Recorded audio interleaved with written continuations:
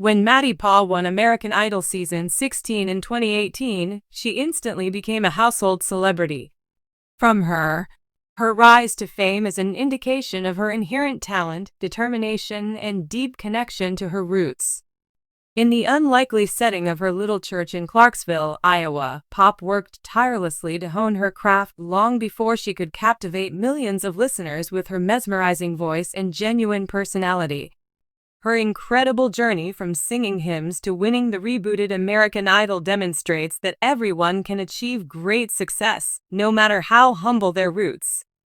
This 1,000-word analysis delves into the ways in which Poppe's Christian background shaped her creative approach, her rise to idol status, and the consequences of her triumph.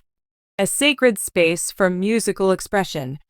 Born on December 5, 1997, Maddie Poppe grew up in the slightly larger town of Clarksville, Iowa, a little over 1,400 people. Because members of the local church tend to know one another well, the building serves as more than simply a house of worship. Additionally, it serves as a center for culture, interaction, and innovation. In Clarksville, inside the United Methodist Church, the musical journey of pop music began. Even as a little girl, she found joy in joining the choir at her church for Sunday services, her young voice blending in with the congregations. Even though they were simple, her early concerts were formative because they gave her a safe space to explore her vocal abilities and develop her love of music. The father of Poppe, Trent, was also a musician. He played guitar and contributed to a musically rich home. Despite his encouragement of Maddie's singing at home, her first real public performance was at church. Singing hymns like How Great Thou Art and Amazing Grace helped her hone her vocal projection and expressiveness, which she showcased on Idol. Because of the church's inherent reverb, she honed her ability to hear her own voice, a skill that is crucial for any performer. Furthermore, she became deeply connected to the spiritual and emotional significance of the songs via these experiences, which in turn gave her singing an authentic quality. Poppe was active in many community events, talent shows, and church functions in addition to her choir performances. Her father would often play guitar in the background while she sang. These experiences, however small in scale, helped her build her self-confidence and stage presence. She found the courage to dream big even in a setting distant from Hollywood's glamour thanks to the encouraging environment of her church group. An upward trajectory from humble beginnings in Clarksville to stardom on a national level. As an adolescent, she witnessed her papa playing on a local level. Beginning with appearances at small venues and county fairs, she began to develop her signature folk pop sound.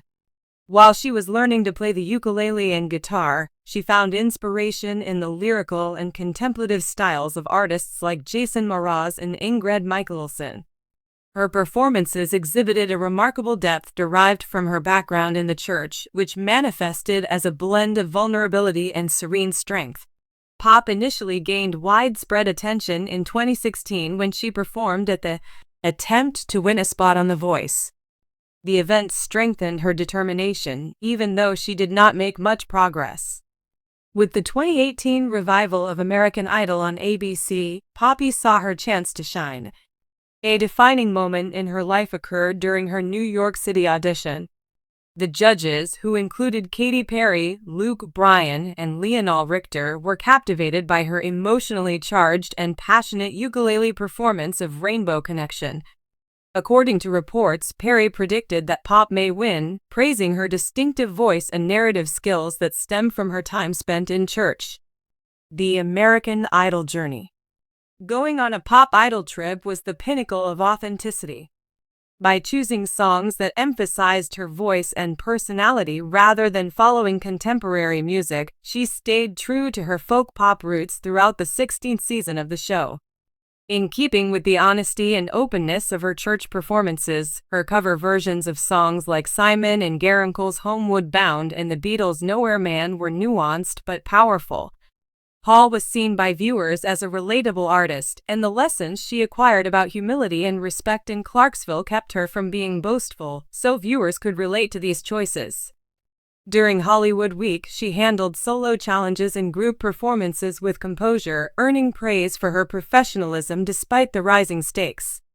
The charisma and audience connecting skills she honed while singing for her church congregation carried over into her Idol career with ease.